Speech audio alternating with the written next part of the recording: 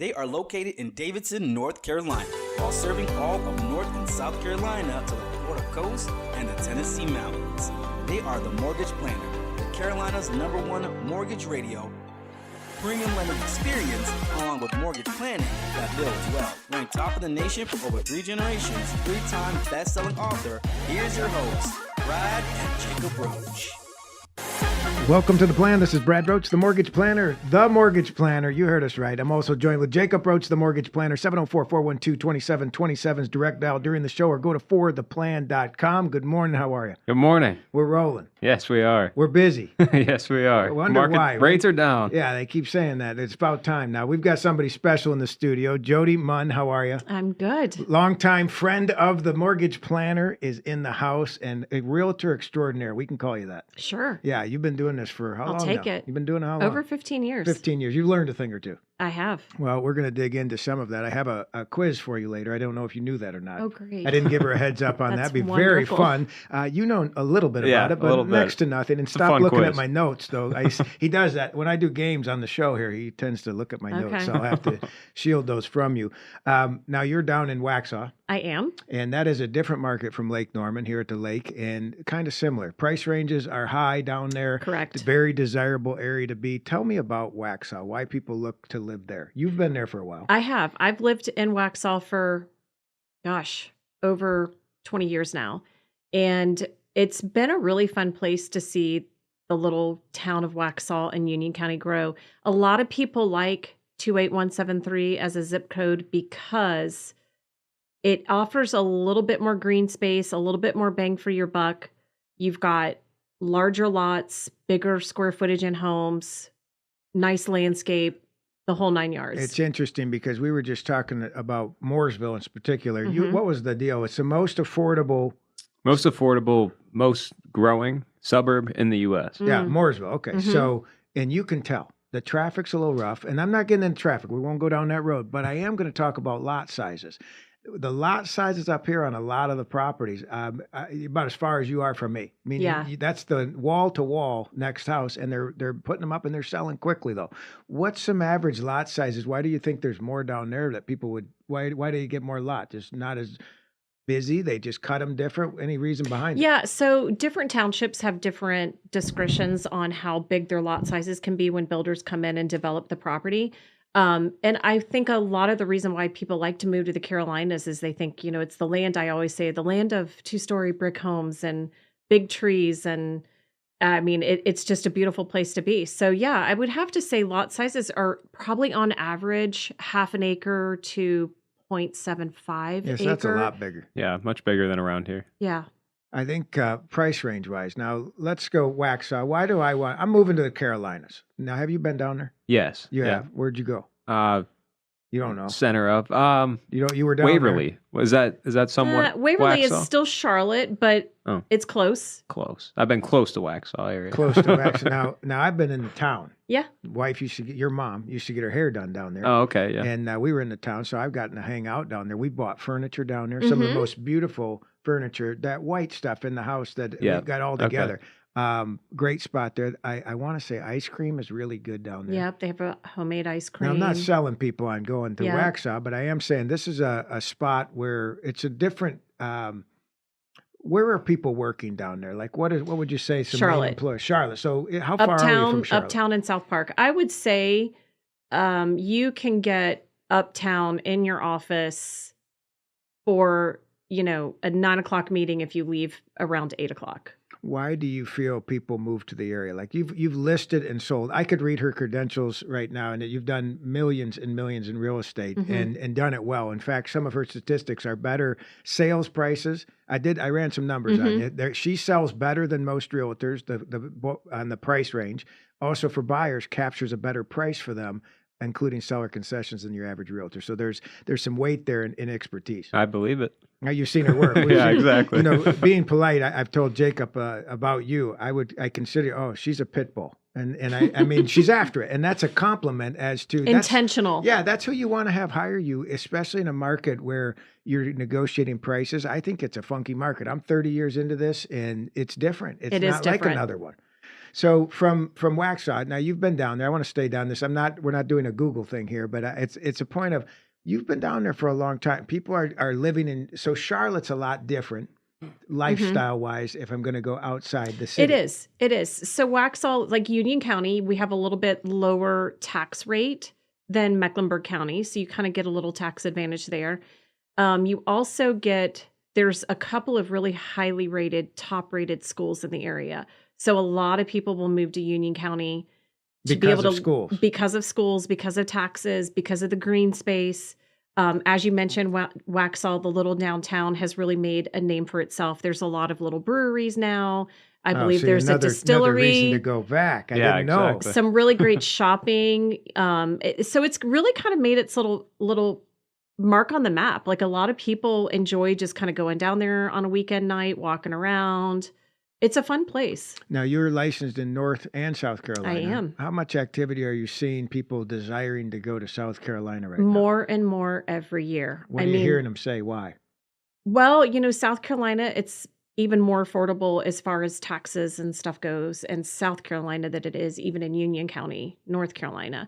They have, I would have to say, like Fort Mill and those areas have really dumped a lot of money into their school systems, into some new developments and some green space and stuff out there. So it's really becoming a desirable neighborhood. It's also just a stone throw away to uptown. So if you're working in South Park and uptown, it's just as great of a commute as it is. What would you say, 10, 20 minutes? No, it's longer than that. Okay, so you got a little bit of a you're jog. 30 plus. I got a good 25 minutes on my way to work. I like a good ride in the morning. Yeah, it's the opposite from us. Mooresville to State Line. Yeah. Isn't that about the same? 30 minutes, give or take, from the city? Yeah, Probably. real Okay. close. So okay. So we've covered that. Now she hit on a word that you wanted to talk about today: affordability. Yeah, affordability. We've been running some numbers. I want to share these with you because I thought we did some math. Being the mortgage guys, the mortgage planner, we ran a little math. Makes sense. Well, so rates have been, Jacob, what are the average rates you were showing? You had those pulled up here. Where are average rates today? On conventional, we're at 6.14 on average. For a 15-year, we're at 5.66. We're hearing fives. We're hearing fives. Exactly. FHA going 3.5% down for your primary, 5.68, and VA 5.69. This is pretty good. Now this is it shows no points on there as well, correct? So Yeah. your average 30-year money is really affordable now. We ran rates have been 7.5, give or take, right? So we ran 300,000, 7.5, ran it again at 6%, and for the same payment. We talk affordability. It gets you $50,000 more on a $300,000. So if you were approved today at 7.5, yesterday actually, you would get a $300,000 approval for X amount of dollars per month. That X amount now is $50,000 more of a sale price. That's a huge difference. We ran it, and it's roughly when we did 200,000, it was 233 sales. Our loan amount, 400,000 was 466. On average, you can afford. About 15%. 15% more of a house. That's just great. Off rates moving. So it's a big incentive to start looking. Do not wait. Are you seeing competing offers still?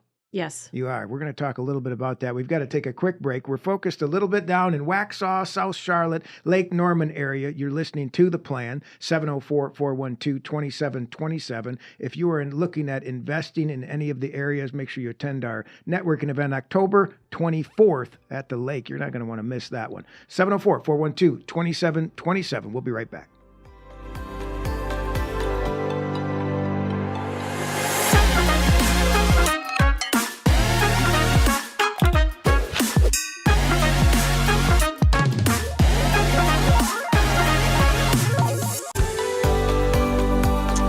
Welcome back to The Plan. This is Jacob Roche here in the studio. Go to fortheplan.com or 704-412-2727. We're talking about affordability. And it's better. Yeah. It's just better. But even like how we were mentioning the state line, going to Fort Mill, you might find some more better prices down there. When bring up the conversation, we were talking, he bought a house not too long, a couple of years now, right? A year and a half. And when you purchased, right? You would have been able to qualify for 40,000. Wasn't yours 50,000 more? Same number we just ran as that example. 50,000 or more house for 300 to 350 or 350 to 400. You're kind of picking different neighborhoods when you start shifting price range like that.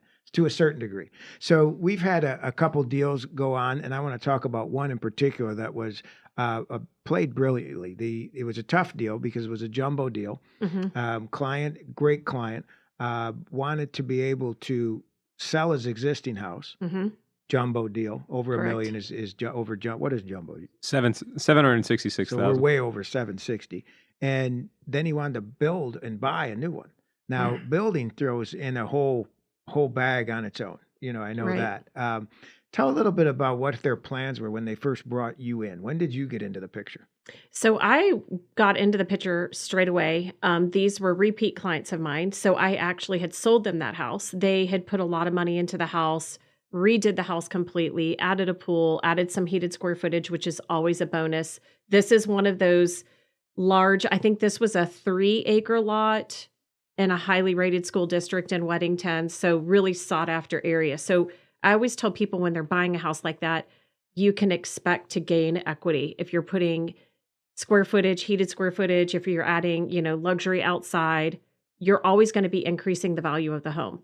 How long had they owned this before they said, "Hey, Jody, come back and we're ready to go"? Gosh, Roughly? it was probably 4 or 5 years. Oh, it's been that long. I would have said Yeah. a couple. Okay, so 4 or 5 years Yeah. they've been adding to, getting Correct. it more like they like it, and doing some smart things to it. Right. Anything you saw that they didn't need to do that was kind of wasted dollars. And I don't mean it that they were stupid. I mean that, hey, if you're going to resell the house, you rattled off very quickly, pool, heated square footage. Those were some things that were good for the value. Right. It's funny you say that because they actually came to me and said, Jody, we're thinking about putting on an additional square footage off like the right side of my house, to make a living square footage a little bit bigger. And they had already finished upstairs attic space, right? And created a whole new situation that was beautiful.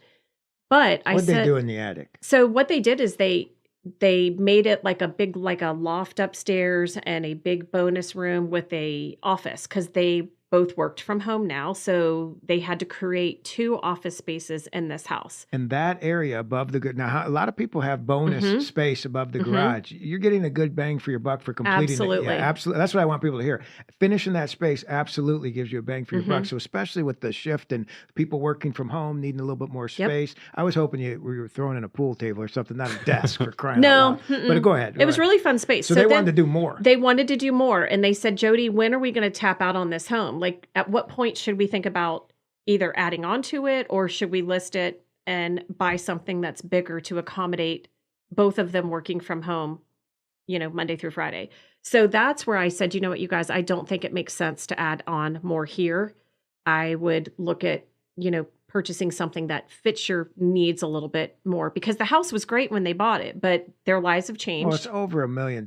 It was a beautiful, beautiful home. Absolutely. Right. So, it's unreal. Like $1 million house, it's going to be a beautiful house, but they've done a lot to it. Added the pool. Think they got their money back out of that? Oh, 100%. 100%. Okay, I like hearing that. Yeah, that's we put great. in a pool Yeah, I was not going too to long say. ago. It's like, I want to feel Well, and good about it's that. funny because I would say pre-COVID, pools, not so much. I would see people that put an $80,000 grand pool in their house. And I would look on the appraisal and see they got 10, 12, 15,000. Wow, that's cheap. So I would have to tell people, listen, and it depends, right? If you're in let's call it a quote unquote cookie cutter neighborhood where you have the community amenity center and stuff and you throw in a pool there, you're just not going to get as much value out of it. Meaning the clubhouse. So let me Yes. define. So clubhouse, you're buying in a neighborhood. A lot of places have that. A lot of them do. They put the community pool, which is beautiful. I think adding to the neighborhood. Yeah, great addition. Yeah, it is. But if you've got one of those houses in there and you decide to add in one, not going to get the bang for the buck. Not going to get as much value add out of it. But I would have to say, though, since COVID, we're definitely seeing more value add in pools on appraisals coming in. And obviously, if you're like this property that we're talking about on a couple of acres, people want that resort style feel. They want that. Oh, you hit the word, didn't you? Resort style. Luxury I'm telling resort. I yes. have never been more into flowers and the pretty stuff around my pool. Like I want to go out. I got music dialed in. This is the first house out of 100 homes I've purchased, lived in over 20, 30 of them. I haven't even done the math on how many I actually lived in, but from rentals, never had a pool. Never had a pool to ourselves. 3-4 years ago we got it, probably just before COVID Yeah. times. Does that shake out right? Oh, Yeah, so you perfect did it at the timing. right time. And I was thinking, man, what a waste of money. It's a lot of money to It put is in a the lot of pool. money. It adds up. And then you're doing the landscape and things. But that's part of what sold the house, I would assume, having that luxury I backyard. think so. Yeah. So that wasn't there before. So you told them don't fix up, don't add on. Mhm. Now, why'd they call you? Well, I had sold them the house originally. No, I heard that part, And- but they called you to well, come back and exactly, say, hey, we're thinking of because adding on. I'm intentional with my clients. I always want to stay in front of my clients. I'm constantly, grabbing dinner, grabbing lunch, grabbing a coffee, having an event at my house where they can come and Get to know 'em. hit the food truck and, whatever I'm doing at my house or different events that I do throughout the year. So yeah, no, I'm really intentional with my clients, and I want my clients to all feel seen, be heard, I think there's a comfortability. and respect. Yeah, there's a comfortability with them reaching out to you. Absolutely. Now, what I'm trying to ask you, let me ask you clear. Had they decided to sell the house before they called you in, and they're looking at upgrading or selling, didn't know, but wanted to bring in the expert Right. on the, yeah, see, so many people will do stuff to their house that you may not want to do from a resale standpoint. Correct. Yeah, and that's kind of what I'm getting at. So they brought in the professional. You say, hey, nah, probably not. They said, okay, well, we're going to sell the house. And I'm assuming 5 years owning it. They've owned it in the last 5 years. They did pretty good. Mm-hmm. They Now, did real good. How'd you handle the list price? Talk to me about where you So got some time. So this is weird. Yeah, Construction we going. had a little bit of time, and they wanted to get an overzealous price, which is fantastic. We Who tried to doesn't? hit that number. We tried to hit that number that they really wanted, and we didn't quite get there, but we got very close to it. I think some people everybody wants to price their home really high and hope for the best, and that's not always my strategy.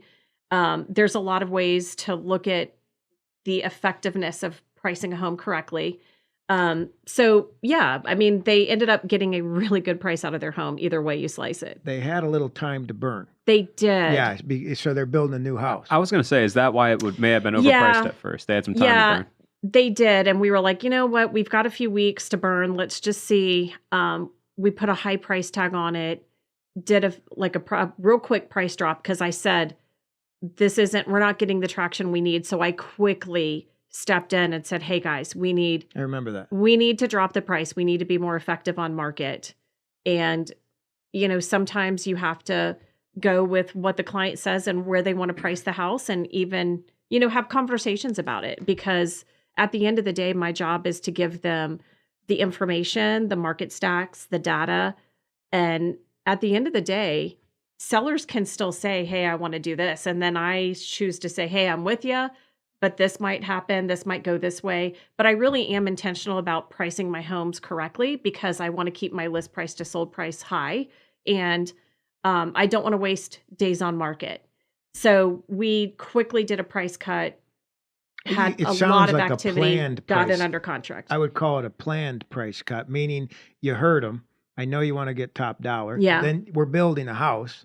So we do have a little bit of time, Mm-hmm. but we're only going to play at this price for this period of time, and when we're going to come here. And after you did that, how long did it sell? How long did it take to sell? Within Quick. 48 hours. Yeah. Wow. 24 to 48 hours. Yeah. We got market activity. Pricing, you have to find the market value of a house. And it's there for every house, but it's my job to find that price and to make sure it connects with the buyers and the sellers.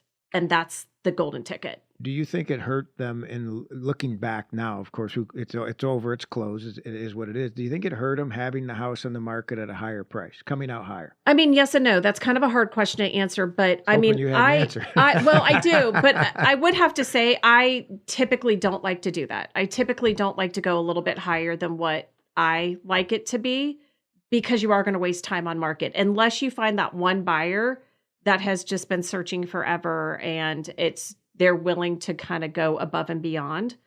It's just not, it doesn't function as well as strategically pricing a house right on the money, because you want to get your audience, you want to capture your audience and your buyer within that first week or two on market.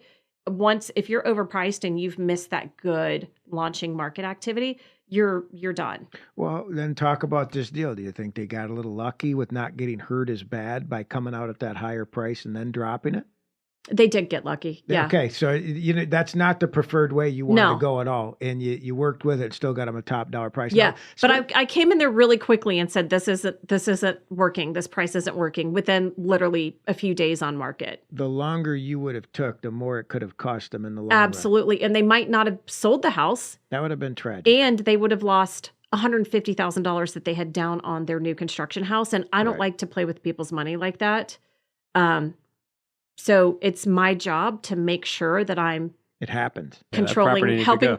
helping them control the situation and grab that buyer while we can, because I don't want to lose $150,000 on a new construction house for anybody. I don't blame you. Yeah, absolutely. 704-412-2727. What's a direct dial to get a hold of you? 704-724-8622. We'll have her information posted at fortheplan.com as well. You'll want to check that out, because if you want somebody to architect the deal together, make sure everything goes through smooth, make sure the timing points are there, this is the lady to call. Jody Munn. We'll give you our number if you're driving, 855-4THE-PLAN. We'll be right back. We're going to take a quick break. And then I got a game. Oh, great.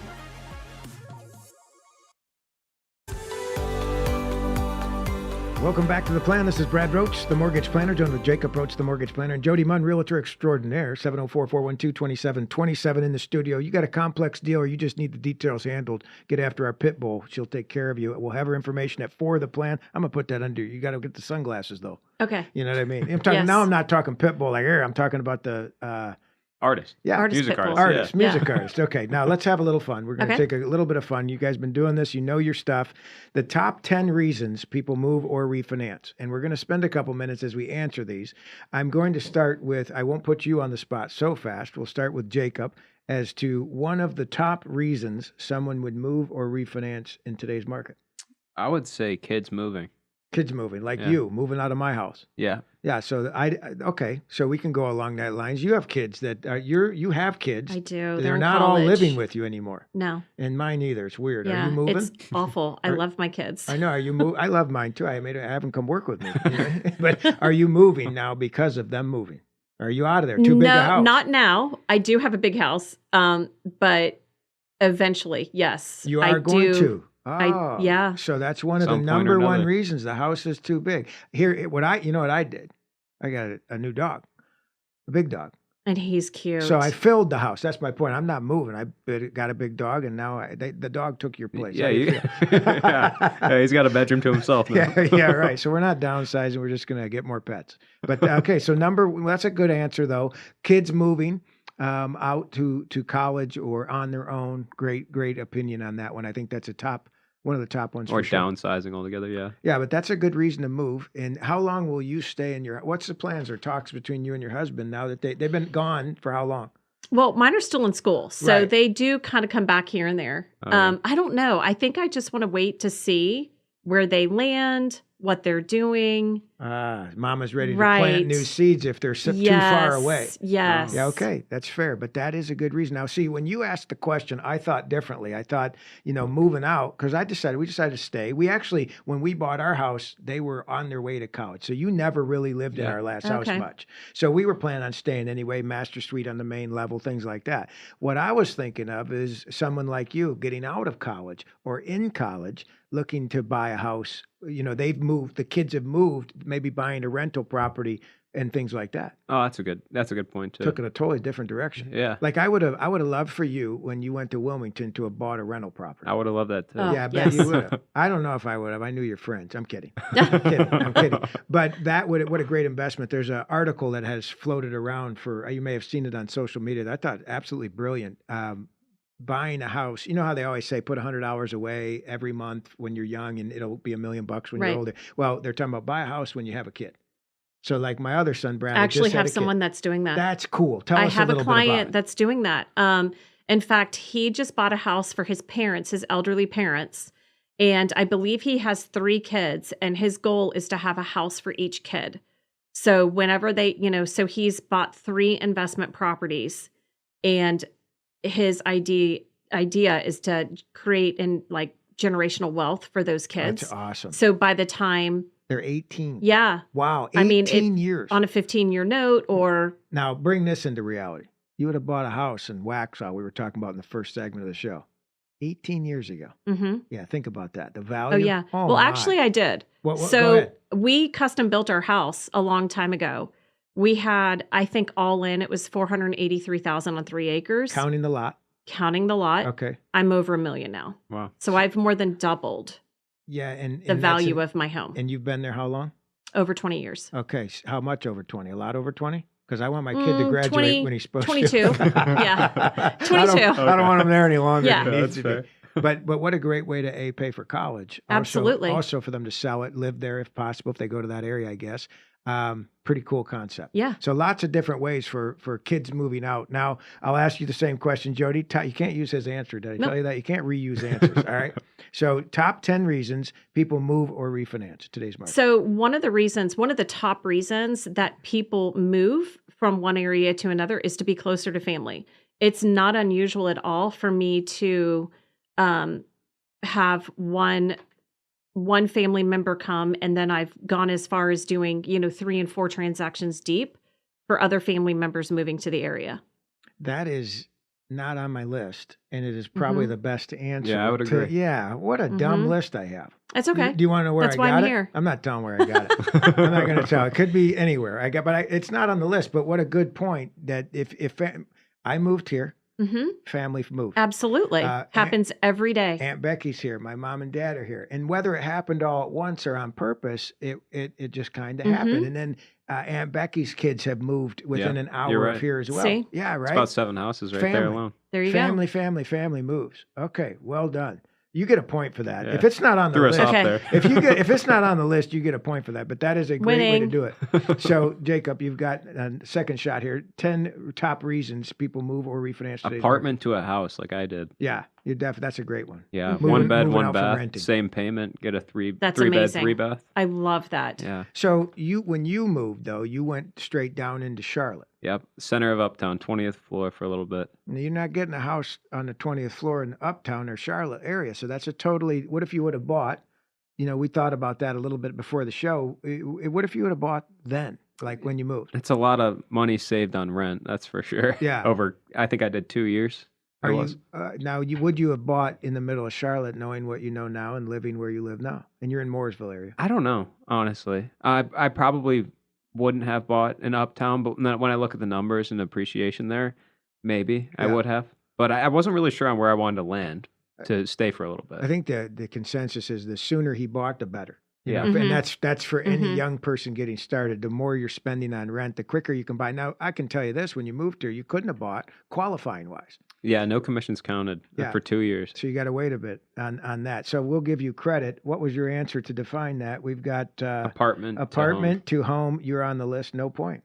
Oh. You like how I make up the rules as we go. I love that. it. I'm still winning. Yes. Okay, so we'll go one more here. 10 reasons for moving or refinancing, Jody. So relocation. A lot of people relocate in and out of the city every day. That's a huge chunk of my business. I got to break you down though. Okay. Why? For jobs. Okay, jobs. Job She's relocation. On the list. Work change on the That's a good list. one. Excellent. And that can be complicated. It can be complicated. Yeah, from your point or my point? Lending or buying a house? Well, both, because it depends, right? Cool because answer.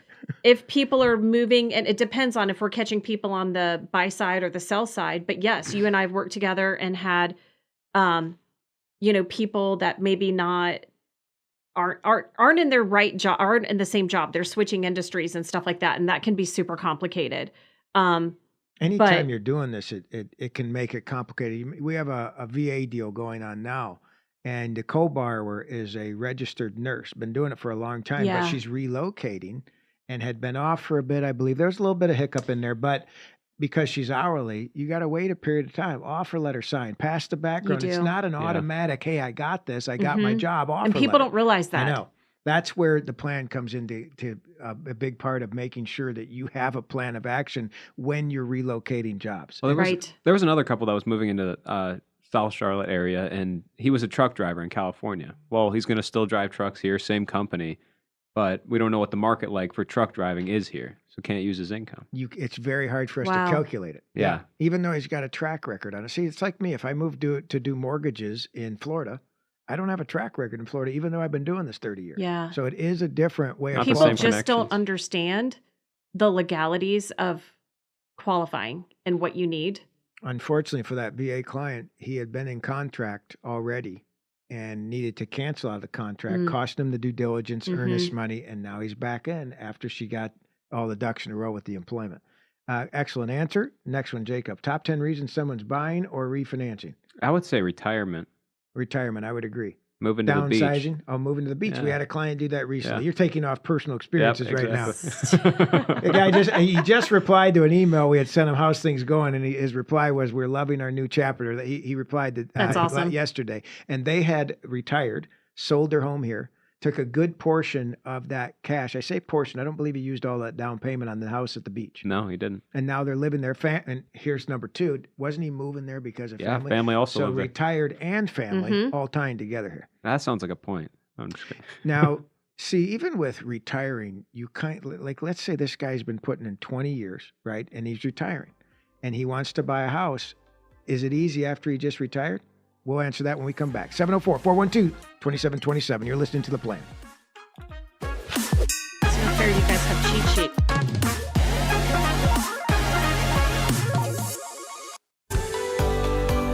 Welcome back to The Plan. This is Brad Roach, the Mortgage Planner. 704-412-2727 is direct dial. Go to fortheplan.com. Join with Jacob Roche, the Mortgage Planner, and Jody Munn, Realtor in the market of Charlotte and handling business.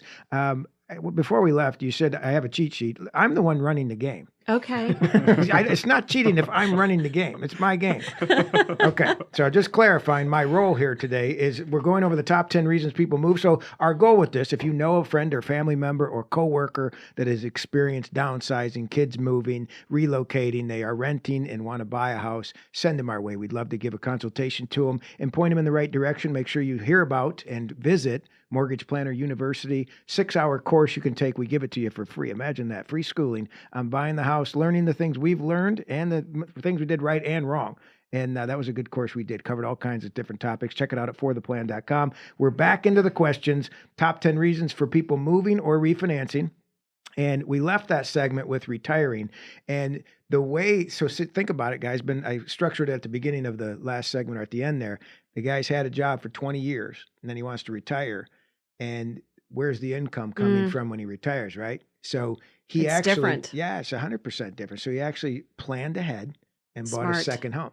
And that's what makes it a little bit different. By using some of his equity, was able to establish how to purchase it and get the seed planted in the right area. So there are ways to do it, and there are better ways to do it than others, especially having a plan together. So Jacob, it is your turn. I would say divorce, probably. That was mine. Sorry. Yeah, that was a good one. So you're thinking common. that in a divorce situation, they're not going to stay in the same house, you guys. You don't think so? No. And I'll tell you, it's interesting you say that because it's not fun. And I've actually been kind of court appointed several times to help with attorneys and divorcees. You've been in the mix. I have. And I just successfully sold one not too long ago where, a couple of people threw names in the hat and they interviewed a couple of agents. I was picked to handle the situation and it was not a fun situation. Divorce situations are typically not fun, but I am really good about keeping the emotion out of it. And I am hired to market and sell the home. So I always kind of tee up, like, who am I talking to? How are we communicating? Is everybody on a group email? You know what I mean? Like, How did it work in this deal? Did you have to deal with both husband X and wife X? And a third party that actually owned the home. So it was very tricky, actually. Oh, okay. So yeah. And go ahead. I was going to ask how a third party owns a house. So relative? A relative bought the house. Oh, and for them, they get a divorce, and so they have a say in what goes with the equity. Huh? The relative didn't say this didn't work out. And that's the tricky part is that we had to legally negotiate through the good and the bad that happened. I would just recommend to everybody to always have a lease in place that identifies, even if it's and I would even say if it's a property you own, and you are, you have loved ones in it and, it's always good to identify, Not just let them live there. Right. I mean, if they're going to be truly living in there for an indefinite time, it's not like a college situation where there's kids in and out and whatever. It's, How would that have helped in this situation? It would have helped 100% because it would have outlined the details, a tenant law. It would have outlined the tenant law situation. But I mean, no situation of this is the same. And when I step into a separation, I just really try to, like I said, keep emotions at bay and not really get into the he said, she said, who's right, who's wrong. I'm kind of the neutral party in the situation. And I just try to keep everybody's head straight as like, listen, we're going to come in, we're going to come in and we're selling this house. And this is our timeline. This is what we need to work with. This is what we need to do. And you know what? It's hard, but I have found that if you're just direct and you kind of lay everything out, people understand that and they appreciate that. Well, because you lay it out in a way that they're understanding. So not there's people who are direct and it's rude. Yeah. There's other ways of being direct and getting the deal done and handling the details. Because people that are getting a divorce, they're dealing about, they're dividing assets. They're figuring out what they're doing with their kids. Like there's so many other high emotional situations going on in their life that, selling the home is just, it's an equity distribution, right? Yeah. However they figure that out is their situation, whether it's 50-50, 80-20, whatever it is. But, just getting people across that finish line is a huge hurdle for them. And would you be able to give me a number of how many people you've helped through a divorce selling their house? Numerous times? I have. Like several, it adds up. up. I've got a couple of attorneys that frequently, either recommend me or put my name out there, elder law attorneys, family attorneys, because they need someone that's going to be good and knows the law and understands, has a high level of emotional intelligence to be able to deal with people and understand where they're at, but yet get the job done and not waste their time. Attorneys love it when you're not like wasting time and you're just getting stuff done. I would agree with that. Well, some of them like to bill more, so if you waste time, they'll take the extra bill. That could be true. You never know what that could be true, got. But I just figure they have so many other things. They have so many other fish that they're frying at the same time. I think it's a real honor that an attorney would refer a real estate agent to a client going through the divorce because it is so sensitive. Absolutely. Like that is, I had a client call in not too long ago and had lost a spouse. And they've lived in the house for years. Mm-hmm. That is a tough case. It is tough. And it's not tough selling the house, but when you're selling emotionally, the house, these are real people. Absolutely. That we get invested and want to make sure that the deal goes through smooth. So Jacob, you have to go again because you stole her answer. Yeah. She is a guest. She thought I have a cheat sheet here, but even though I'm running the contest, we've clarified that. What's another answer? Top 10 reasons. You're looking at what notes you have, huh? Oh, I wrote down an interesting one. Second home.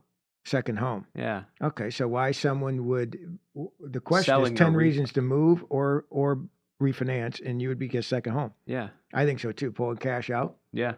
We have a client in process now. It was interesting because she's at a what did we say, a 3% rate? 2.275. 275 on about 150,000. Mm-hmm. She wants to buy one of these condo tels. You ever done anything like that? Condo tel at the beach? You ever stay at one?